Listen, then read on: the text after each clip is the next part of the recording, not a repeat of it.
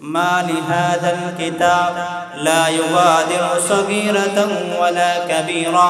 এটা কেমন আমলনামা যে আমল আমার মধ্যে ছোট্ট থেকে ছোট্ট কোনো কিছু ছাড়া হয় না, বড় জিনিস তো ছাড়ার কথাই না।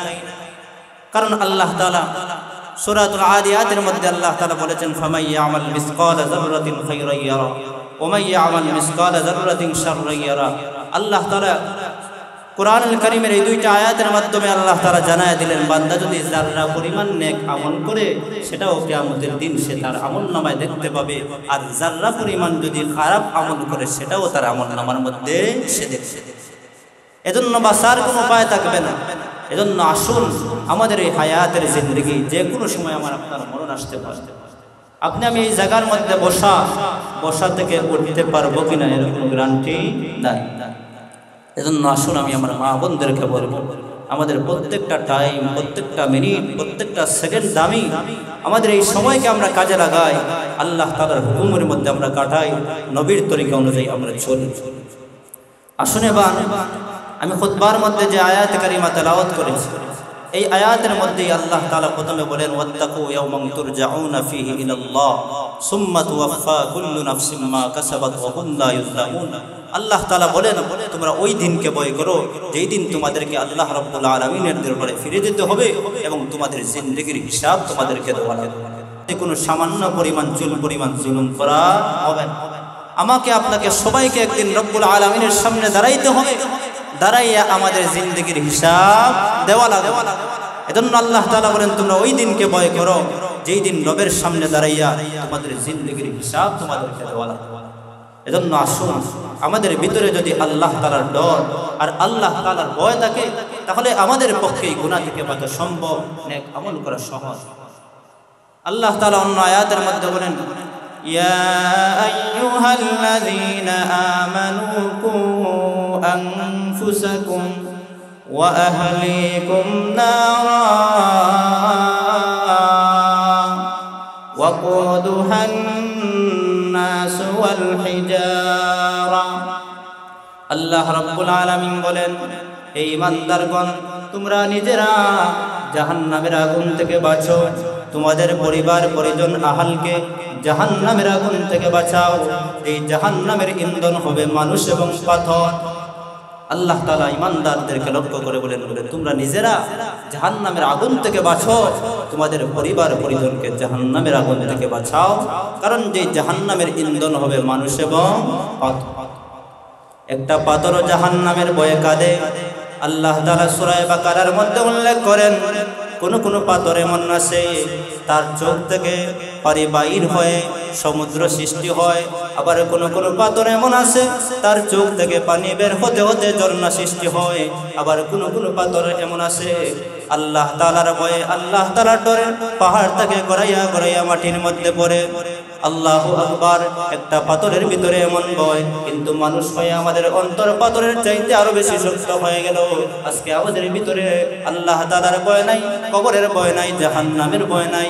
এজন্য আজকে আমরা দুনিয়ার মধ্যে দুনিয়া নিয়ে ব্যস্ততা, দুনিয়াই আমাদের মনে হয় মূল জিন্দেগি, অথচ আসল হলো আমাদের আখিরাতের জিন্দেগি। এই দুনিয়াটা হলো ক্ষণস্থায়ী। আল্লাহ রাব্বুল আলামিন এই দুনিয়াতে নেক আমল করার জন্য আমাদেরকে প্রেরণ করেছেন। এজন্য আসুন আমরা নিজেরা জাহান্নামের আগুন থেকে বাঁচি, আমাদের পরিবার পরিজনকে জাহান্নামের আগুন থেকে বাঁচাই। আমি খুতবার মধ্যে একটি হাদিস পাঠ করেছিলাম, যেটি নাসাই শরীফের 1321 নম্বর হাদিস। যেই হাদিসের মধ্যে আল্লাহর নবী, যেই হাদিসটি নবীজির সাহাবী হযরত আব্দুল্লাহ ইবনে ওমর রাদিয়াল্লাহু আনহু থেকে বর্ণিত। আন আব্দুল্লাহ ইবনে ওমর রাদিয়াল্লাহু তাআলা আনহুমা قال قال النبي صلى الله عليه وسلم إذا صلت خمسها وصامت شهرها وأحصنت فرجها وأطاعت بعلها। আল্লাহর রাসূল সাল্লাল্লাহু আলাইহি ওয়াসাল্লাম এই হাদিসের মধ্যে মহিলাদের 4টি গুণের কথা বলেছেন। এই 4টি গুণ যদি মহিলারা অর্জন করে, রাসূল বলেন, ফালতাদখুল মিন আইয়াবওয়াবিল জান্নাতি শাআত, রাসূল এই হাদিসের মধ্যে নাসাই শরীফের 1321 নম্বর হাদিস, এই হাদিসের মধ্যে আল্লাহ রাসূল বলেন যেই সমস্ত মহিলাদের মধ্যে, যেই সমস্ত মা বোনদের মধ্যে 4টা গুণ থাকবে। কয়টা গুণ? 4টা। 1 নম্বর গুণ হলো ইদা সাল্লাত খামসাহা, এই সমস্ত আল্লাহর বান্দা বান্দিরা 5 ওয়াক্ত নামাজ আদায় করে। 2 নম্বর গুণ হলো ওয়াসামাত শাহরাহা, রমজান শরীফের রোজা পালন করবে, রাখবে। 3 নম্বর গুণ হলো ওয়া আহসানাত ফারজাহা, নিজের লজ্জাস্থানের হেফাজত করবে, পর্দা করে চলবে। 4 নম্বর গুণ হলো ওয়া আতাআত বালাহা, স্বামীর আনুগত্য করবে, স্বামীর খেদমত করবে, স্বামীর কথা মতো চলবে। আল্লাহ রাসূল বলেন যে সমস্ত মহিলাদের মধ্যে এই 4টা গুণাবলী থাকবে, কিয়ামতের কঠিন ময়দানে আল্লাহ তাআলা তাদের জন্য জান্নাতের 8টা দরজা খোলা রাখবেন। সুবহানাল্লাহ বলেন। 4টা গুণ। 1 নম্বর গুণ হলো 5 ওয়াক্ত নামাজ সময় মতো আদায় করবে যেই সমস্ত আল্লাহর মা বোনেরা, আল্লাহর বান্দা বান্দিরা। 2 নম্বর গুণ হলো রমজান শরীফের রোজা রাখবে। 3 নম্বর গুণ হলো নিজের লজ্জাস্থানের হেফাজত করবে, পর্দা করে চলবে। 4 নম্বর গুণ হলো স্বামীর খেদমত যারা করবে। এই 4 গুণাবলী আমার যেই সমস্ত মা বোনদের মধ্যে থাকবে, রাসূল বলেন কিয়ামতের কঠিন ময়দানে জান্নাতের 8টা দরজা তাদেরকে আহ্বান করতে থাকবে আর বলতে থাকবে, ওরে আল্লাহর বান্দি, তোমার যেই দরজা দিয়ে ইচ্ছা আল্লাহর তুই জান্নাতে প্রবেশ কর। সুবহানাল্লাহ বলেন। এজন্য আমি আমার মা বোনদেরকে বলবো, আসুন আল্লাহ তাআলা আমাদেরকে জান্নাতের রাস্তা আল্লাহ তাআলা সহজ করে দিন।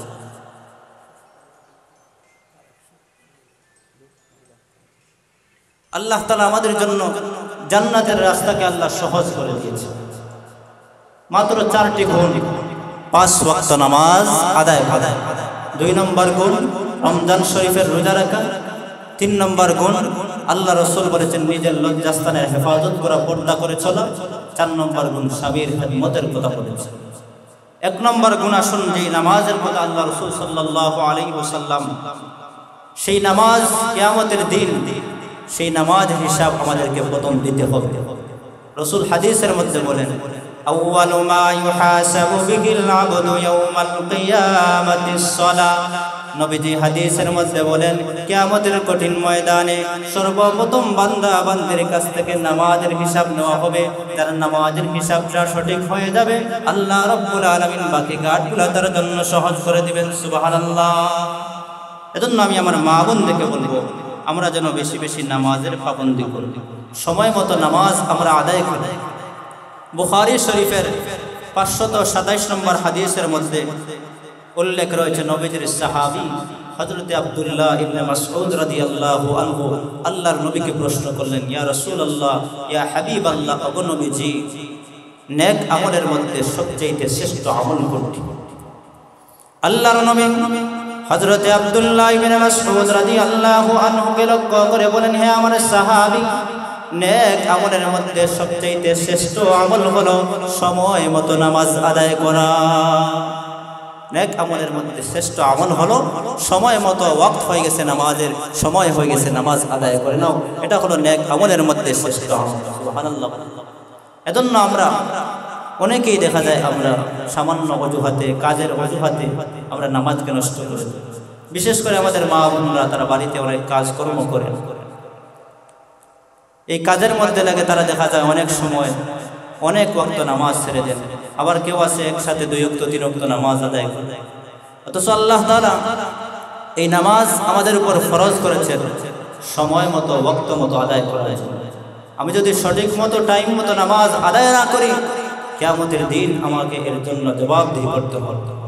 এজন্য আসুন আমার মা বোনদেরকে বলবো, আমরা যদি সময় মতো সঠিক মতো নামাজ আমরা আদায় করতে পারি, আল্লাহর নবীর সাহাবী হযরতে উবাদা ইবনে সামিত রাদিয়াল্লাহু আনহু থেকে বর্ণিত হাদিস, আল্লাহর নবীর সাহাবী বলেন, আল্লাহর কোন বান্দা বান্দি যখন সময় মতো নামাজ আদায় করে, নামাজের সময় হয়ে গেছে, সঠিক টাইম মতো নামাজ আদায় করবে, কিয়ামতের কঠিন ময়দানে মহান আল্লাহ রাব্বুল আলামিন তাদেরকে মহান আল্লাহ নিজ দায়িত্বে আল্লাহর তৈরি জান্নাতের মধ্যে প্রবেশ করাবেন। সুবহানাল্লাহ। যারা নামাজের ইহতিমাম করবে, সঠিক সময়ে গুরুত্ব সহকারে নামাজ আদায় করবে, কিয়ামতের দিন মহান আল্লাহ রাব্বুল আলামিন নিজ দায়িত্বে তাদেরকে আল্লাহর তৈরি জান্নাতে প্রবেশ করাবেন। সুবহানাল্লাহ। কিন্তু যারা নামাজের ইহতিমাম করবে না, নামাজকে গুরুত্ব দিবে না, আল্লাহ তাআলা বলেন এদের ব্যাপারে আমার কোনো দায়িত্ব নেই, এদের ব্যাপারে আমার কোনো দায়িত্ব নাই। এজন্য আসুন আমরা নামাজের ইহতিমাম করি, নামাজকে সঠিক সময় আদায় করি। যেই সময় আজান হয় আমরা মা বোনেরা যারা বাড়িতে মধ্যে আসি, ওয়াক্ত ঢোকার সময়, ওয়াক্ত ঢোকার সাথে সাথেই আমরা নামাজ আদায় করে নেব। আমাদের কাজকে আমরা বড় মনে করব না, নামাজকে বড় মনে করব। কারণ কিয়ামতের দিন এই নামাজ যদি আদায় না করি, রব্বুল আলামিনের দরবারে আমাকে জবাব দিতে হবে। আল্লাহ তাআলা ওই কাজের মধ্যে আপনাকে বরকত দিবেন আপনি যদি নামাজ আদায় করেন। নবীজির মেয়ে হযরতে ফাতেমা রাদিয়াল্লাহু আনহা, উনি কাজ করতে করতে ওনার হাতের মধ্যে চাপা পড়ে গেছে, কোমরের মধ্যে দাগ পড়ে গেছে। তখন নবীজির সাহাবী হযরতে আলী রাদিয়াল্লাহু আনহু আল্লাহর নবীর কাছে একজন খাদেমের জন্য গেলেন। কোন কোন বর্ণনায় পাওয়া যায় আল্লাহর নবীর মেয়ে ফাতেমা রাদিয়াল্লাহু আনহা খাদেম চাইলেন। তখন আল্লাহর নবী ফাতেমা রাদিয়াল্লাহু আনহাকে জানায়া দিলেন, হে আমার মেয়ে, আমি তোমাকে খাদিমের চাইতে একটি উত্তম আমল বলবো, তুমি যদি এই আমলটা করতে পারো আল্লাহ তাআলা তোমার কাজগুলোকে সহজ করে দিবেন, পাশাপাশি আল্লাহ তাআলা তোমাকে অনেক নেকি দান করবেন। সুবহানাল্লাহ। আল্লাহর নবী বলে দিলেন, হে আমার মেয়ে ফাতেমা, তুমি 33 বার সুবহানাল্লাহ, 33 বার আলহামদুলিল্লাহ, 34 বার আল্লাহু আকবার, এই তাসবির উপর তুমি আমল করবা। তুমি যদি করতে পারো আল্লাহ রাব্বুল আলামিন তোমার কাজকে সহজ করে দিবেন এবং আল্লাহ রাব্বুল আলামিন তোমার জন্য অনেক উত্তম প্রতিদান, অনেক উত্তম সাজা আল্লাহ তাআলা দিবেন। সুবহানাল্লাহ। এজন্য মা বোনদেরকে বলবো, আমরা কাজ করতেছি, কাজের পাকে পাকে সুবহানাল্লাহ, আলহামদুলিল্লাহ, আল্লাহু আকবার, আল্লাহর নাম, আল্লাহর প্রশংসা, আল্লাহ তাআলার তাসবিহ আমরা বর্ণনা করি। আল্লাহ তাআলা আমাদের কাজগুলোকে সহজ করে দিবেন, পাশাপাশি আল্লাহ তাআলা আমাদের আমলনামায় অনেকগুলো নেকি আল্লাহ তাআলা দিবেন। এজন্য আসুন মা বোনদেরকে বলবো, 5 ওয়াক্ত নামাজের পরে এই তাসবিহগুলোর উপর আমরা আমল করব। 2 নম্বরে আল্লাহ রাসূল বলেন, নারীদেরকে লক্ষ্য করেন, ওয়াসামাত শাহরাহা, রমজানুল মুবারকের রোজার কথা নবীজি বলেন।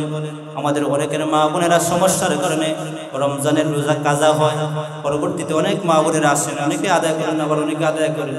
এজন্য রমজানের রোজা যদি কাজা হয়ে যায় এটা আমাদেরকে আদায় করতে হবে পরবর্তীতে।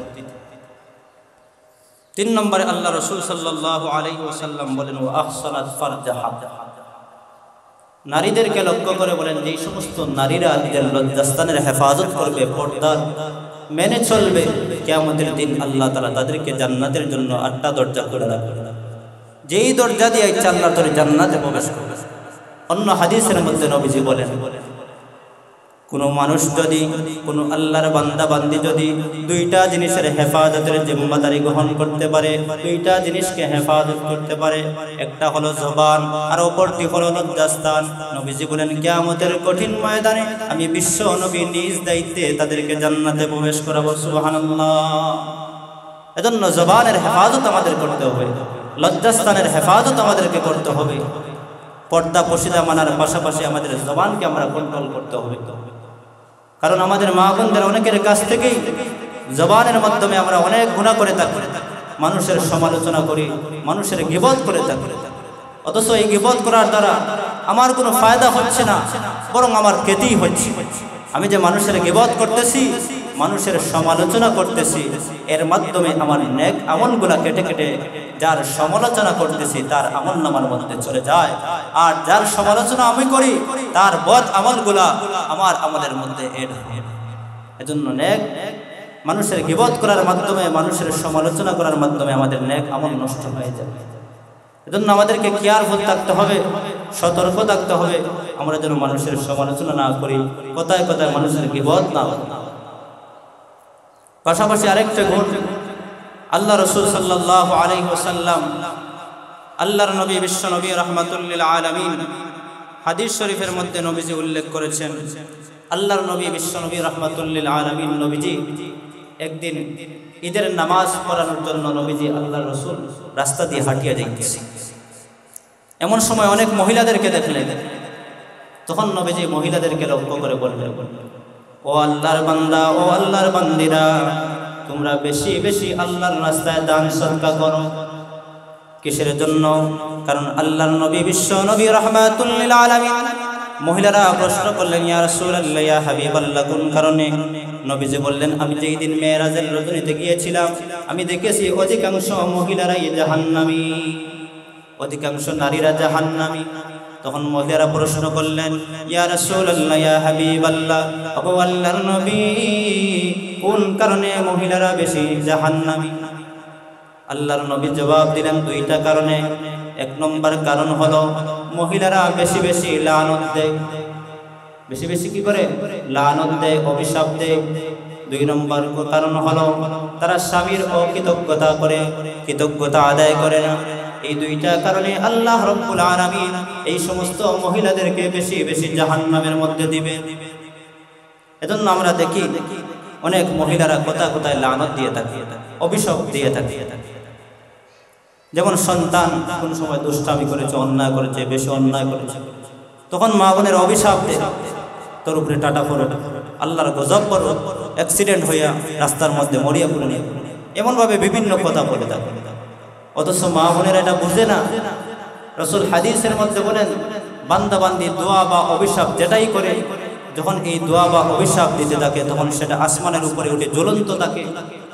যদি সে এটার যোগ্য হয় তার উপরে এসে অভিশাপ করে, আর সে যদি এটার যোগ্য না হয়, যেই অভিশাপ দিয়েছে তার উপরে সেটা রিটার্ন হয়ে যাবে। এজন্য আমাদের মা বোনদেরকে এই সমস্ত বিষয় থেকে সাবধান থাকতে হবে। আমার সন্তান অন্যায় করেছে, আমি তাকে মারি, কিন্তু এইভাবে অভিশাপ না দেই, কারণ এই অভিশাপ দেওয়ার কারণে হয়তো এই অভিশাপটা লেগে যাবে। কারণ মা বাবার বদদুয়া আল্লাহ রাব্বুল আলামিনের কাছে ডাইরেক্ট, মা বাবা দোয়া করেন আর বদদুয়া করেন, সেটা ডাইরেক্ট কবুল হয়ে যায়। এজন্য সন্তান যদি অন্যায় করে, অপরাধ করে, তাকে আমি বোঝাবো, হয়তো সামান্য মারধর করবো, কিন্তু সন্তানকে এইভাবে অভিশাপ দেব না। এই অভিশাপ দেওয়ার কারণে হয়তো আমার জন্য একদিন কান্নার কারণও হবে। এজন্য আমাদের মা বোনদেরকে বলবো, এই সমস্ত বিষয় থেকে সতর্ক আমাদেরকে থাকতে হবে। পাশাপাশি আমাদেরকে যে বিষয়টি আমরা স্বামীর অকৃতজ্ঞতা, রাসূল বলেন স্বামীর অকৃতজ্ঞতা করার কারণে অধিকাংশ নারী জাহান্নামী। তাও হাদিসের মধ্যে রাসূল বলেছেন, অনেক অনেক মহিলা এমন আছে 12 বছর পর্যন্ত একাধারে স্বামী তাকে সব কিছু দিল, স্বামী তাকে মহব্বত করলো, সেও তাকে মহব্বত করলো। একদিন কোনো ক্রমে একটা ভুল হয়ে গেছে, তখন দেখা যায় মহিলা বলতে থাকে যে সারা জীবন তোমার এই ঘরে আসার পরে একটা দিনও শান্তি পাইলাম না, শান্তিতে খাবার দিলে না। এইভাবে অনেক মহিলারা বলতে থাকে, তা হাদিসের কথা নবীজি বলেছে। এরকম মহিলা আমাদের সমাজে আছে কিনা? আছে। এজন্য মা বোনদেরকে সতর্ক থাকতে হবে, স্বামীকে কোনোভাবে কষ্ট দেওয়া যাবে না। কারণ আল্লাহর নবী হাদিসের মধ্যে বলেছেন, আল্লাহ তাআলার পরে যদি আল্লাহ তাআলা কাউকে সিজদা দেওয়ার কথা বলতেন, তাহলে স্বামীকে বলতেন, স্ত্রীকে বলতেন তার স্বামীকে সিজদা করতে। আল্লাহ তাআলা কত সম্মান, কত মর্যাদা স্বামীদেরকে দিয়েছে। এজন্য আমার মা বোনদেরকে বলবো, নিজের স্বামীর খেদমত করবে, স্বামীর অমান্য কখনো করা যাবে। স্বামীর যদি অমান্য করেন, স্বামীকে যদি নারাজ করে দুনিয়া থেকে বিদায় হন, তাহলে আল্লাহ রাসূল বলেন যে এই সমস্ত মহিলারা নিজের স্বামীকে সন্তুষ্টি আর খুশি রাখে এই দুনিয়া থেকে বিদায় হবে, তাদের জন্য আল্লাহ তাআলা জান্নাত ওয়াজিব হয়ে যাবে। সুবহানাল্লাহ। আর জাহান্নামে, আর যদি আপনার স্বামীকে আপনি নারাজ করে দুনিয়া থেকে বিদায় হন, আপনার জন্য জাহান্নাম। এজন্য স্বামীর খেদমত আমাদেরকে বেশি বেশি করতে হবে। পাশাপাশি যে হাদিস পড়েছি, হাদিসের মধ্যেও রাসূল বলেছেন, ওয়া তাআত বালাহা, স্বামীর আনুগত্য করো। স্বামীর আনুগত্য যদি করো, কিয়ামতের দিন আল্লাহ তাআলা তোমাদেরকে, আল্লাহ তাআলা জান্নাতের 8টা দরজা আহ্বান করতে থাকবে আর বলতে থাকবে, আল্লাহ তোর জান্নাতে যেই দরজা দিয়ে ইচ্ছা প্রবেশ করো। সুবহানাল্লাহ। এজন্য স্বামীর আনুগত্য আমাদেরকে করতে হবে। পাশাপাশি আমাদের মা বোনদেরকে বলতে হবে, আমাদের অনেক সন্তান রয়েছে, আমাদের আওলাদ রয়েছে, আমাদের এই সন্তানকে মানুষ করা এটা আমাদের দায়িত্ব। আমি যদি আমার সন্তানের হক আদায় না করি, আমার সন্তানকে আমি দ্বীনি শিক্ষা না দেই, কিয়ামতের দিন এর জন্য আল্লাহর দরবারে জবাবদিহি করব। রাসূল হাদিসের মধ্যে বলেন, আলা কুল্লুকুম রাইন ওয়া কুল্লুকুম মাসউলুন আন রাইয়াতিহি। নবীজি বলেন, কিয়ামতের দিন প্রত্যেক দায়িত্বশীলকে তার দায়িত্ব সম্পর্কে জিজ্ঞাসা করা হবে। এজন্য আমাদের মা বোনেরকে বলবো, আমাদের সন্তান রয়েছে, আমাদের ছেলে রয়েছে, আমাদের মেয়ে রয়েছে, এদেরকে সর্বপ্রথম দ্বীনি শিক্ষার দায়িত্ব দেওয়া এটা আমাদের। এদেরকে যদি দ্বীনি শিক্ষা আমরা না দেই, কিয়ামতের দিন যখন এই সমস্ত সন্তান জাহান্নামে যাবে, আমি যদি দ্বীনি শিক্ষা না দেই, এই সমস্ত সন্তানেরা বলবে আমার মা বাবা আমাকে দ্বীনি শিক্ষা দেয় নাই, এজন্য আজকে আমি জাহান্নামে হয়েছি, আমার মা বাবাকে আগে জাহান্নামে দাও, এরপরে আমি জাহান্নামে। এজন্য আসুন, আমি যদি আমার সন্তানের ক্ষেত্রে অবহেলা করি, তাকে দ্বীনি শিক্ষায় শিক্ষিত না করাই, এর জন্য আল্লাহর দরবারে আমাকে জবাবদিহি করা লাগবে, পাশাপাশি কিয়ামতের দিন আমাকে এই কারণে জাহান্নামী হওয়া লাগবে। এজন্য সন্তান আল্লাহ তাআলার দেওয়া একটা নিয়ামত, এই সন্তানকে মানুষ করা এটা আমাদের দায়িত্ব। মা বাবার দায়িত্ব হলো সন্তানকে সর্বপ্রথম দ্বীনি শিক্ষায় শিক্ষিত করে। এই দ্বীনি শিক্ষা যদি না দেয়, এই সন্তান দেখবেন বড় হয়ে আপনার সাথে বেয়াদবি করবে, মা বাবার কথা শুনবে না, মা বাবার কথা মানবে না। আজকে অনেক এমন অসহায় মানুষ আমাদের কাছে এসে বলতে থাকে আমার সন্তান আমার কথা শুনে না, আমার কথা মানে না। এর কারণ হলো তাকে দ্বীনি শিক্ষা তার ভিতরে নাই। এজন্য আপনি যদি দ্বীনি শিক্ষা তাকে দিতেন, তাহলে আপনাকে এইভাবে পস্তাইতে হতো না, এই সম্মুখীন আপনাকে হওয়া লাগতো না। এজন্য আমাদের মা বোনদেরকে বলবো, আমাদের সন্তানদেরকে আমরা যেন কোরআনের শিক্ষায় সর্বপ্রথম শিক্ষিত করাই।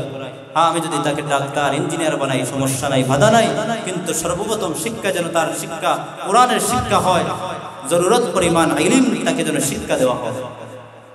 এজন্য মা বোনদের কাছে আবদার করব, আপনি আমি কেউ এই দুনিয়ার মধ্যে থাকবো না, সবাই একদিন এই দুনিয়া ছেড়ে আমাদেরকে যাওয়া লাগবে।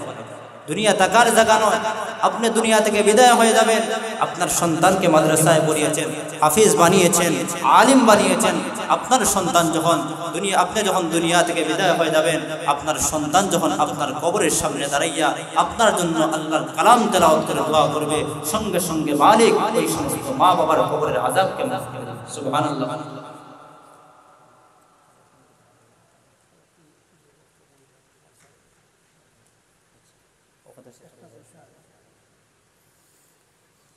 এজন্য আমাদের মা বোনদেরকে, আমাদের বাচ্চারা, একটা বাচ্চাকে হলেও আমরা মাদ্রাসায় পড়িয়ে যাই, আমি দুনিয়া থেকে বিদায় হয়ে যাব, আমার বাচ্চা কোরআন তেলাওয়াত করে নামাজ পড়ে আমার জন্য দোয়া করবে, আমি একবারে কিয়ামত পর্যন্ত আমার বাচ্চা যতদিন আমার জন্য দোয়া করতে থাকবে, এই সওয়াব আমি মরণের পরে কবরের মধ্যে গিয়ে পাবো। এই দুনিয়াতে টাকা সম্পদ যা অট্টালিকা আছে কোনো কিছুই আমার সঙ্গে যাবে না, আমার সঙ্গে শুধু যাবে আমার নেক আমল। আর আমি যদি একজন নেককার সন্তান এই পৃথিবীতে রেখে যাই, এই নেককার সন্তান আমার জন্য দোয়া করবে, আল্লাহর কালাম তেলাওয়াত করে কবরের পাশে যখন দাঁড়িয়ে দাঁড়িয়ে দোয়া করবে, রব্বুল আলামিন আমার কবরটাকে জান্নাতের মধ্যে বানায় দেবেন। এজন্য আসুন, এই সমস্ত মাদারিস আমাদের জন্য নিয়ামত, এই নিয়ামতের কদর আমরা করি। এজন্য অত্র এলাকার মা বোনদেরকে আমরা বিশেষ করে বলবো, আমাদের বাচ্চাদেরকে যেন আমরা এই সমস্ত মাদারিসের মধ্যে পাঠাই, দ্বীনি শিক্ষা আমরা তাদেরকে শিক্ষিত করাই। আর আমাদের অনেক মানুষ আমাদেরকে ধোঁকা দেয়, বলতে থাকে মাদ্রাসায় পড়ে কি লাভ, চাকরি নাই, এমন নাই, এই সমস্ত কথায় কান দিলে চলবে না। দুনিয়ার জিন্দগি সামান্য অল্প জিন্দগি, আমার মূল জিন্দগি হলো আখিরাতের জিন্দগি। এজন্য আখিরাতের জিন্দগিকে কিভাবে সাজানো যায় এই চিন্তা ফিকির আমাদেরকে করতে হবে। যা আলোচনা করলাম, আল্লাহ রাব্বুল আলামিন আমাদেরকে যেন বেশি বেশি এর উপর আমল করার তৌফিক দান করেন। সকলে বলেন আল্লাহুম্মা আমিন।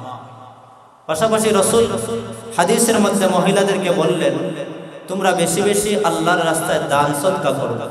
যদি তোমরা দান সদকা করতে পারো, আশা করা যায় মহান আল্লাহ রাব্বুল আলামিন তোমাদেরকে এই দান সদকার কারণে আল্লাহ তাআলা জাহান্নাম থেকে তোমাদেরকে মুক্তি দেন। তাছাড়া রাসূলুল্লাহ সাল্লাল্লাহু আলাইহি ওয়াসাল্লাম হাদিসের মধ্যে বলেছেন, আস-সাদাকাতু তারুদ্দুল বালা তাজিদু ফিল উমর। রাসূল হাদিসের মধ্যে বলেন, দান সদকার মাধ্যমে আল্লাহ তাআলা বালা মুসিবতকে দূর করে দেন। আল্লাহ তাআলা বালা মুসিবতকে দূর করে দেন। পাশাপাশি নবীজি হাদিসের মধ্যে বলেন, আল্লাহ তাআলা মানুষের হায়াতকে বৃদ্ধি করে দেন, হায়াতের মধ্যে আল্লাহ তাআলা বরকত দান করেন। এজন্য এই মজলিসের মধ্যে আমার অনেক মা বোনেরা আসছে, এই দুনিয়াতে আমরা অনেক টাকা অনেক দিকে খরচ করতেছি, বিভিন্ন কাজে বিভিন্ন সময় আমার পোশাকের ক্ষেত্রে আমি খরচ করতেছি, আমার অমুক জিনিস প্রয়োজন আমি করতেছি। এই আখিরাতের জন্য আমরা কিছু রেখে যাই, এই দুনিয়াতে সামান্য আমাদের তৌফিক অনুযায়ী যেটা আল্লাহর রাস্তায় দান করব, মাদ্রাসার মধ্যে দান করব, সেটা আমার হয়তো না যাদের জরিয়া হয়ে যেত। এই সমস্ত মাদ্রাসার মধ্যে অনেক বাচ্চারা কোরআন তেলাওয়াত করে, নামাজ পড়ে, দোয়া করে, হয়তো এই টাকাটা আপনার জন্য কিয়ামতের দিন নাজাতের জরিয়া হয়ে যেত। এজন্য পর্দার আড়ালে যে সমস্ত মা বোনেরা আছেন, এদেরকে আমি আবদার করব, আপনারা এখানে যারা আছেন, আপনারা এই মাদ্রাসার মধ্যে আপনাদের তৌফিক অনুযায়ী, সামর্থ্য অনুযায়ী আপনারা কিছু কিছু দান করেন। যদি আপনাদের সাথে এনে থাকেন, আপনারা আপনাদের বাচ্চাদের মাধ্যমে আমাদের এই মাহফিলের মধ্যে পাঠিয়ে দিন। আর যদি সাথে না আনেন হয়তো খবর করেন অথবা পরবর্তীতে পাঠাবেন। যারা সাথে আনছেন আমাদের মাদ্রাসার ছোট ছোট সন্তানদেরকে ছাত্রদেরকে পাঠাচ্ছেন, আপনারা আপনাদের তৌফিক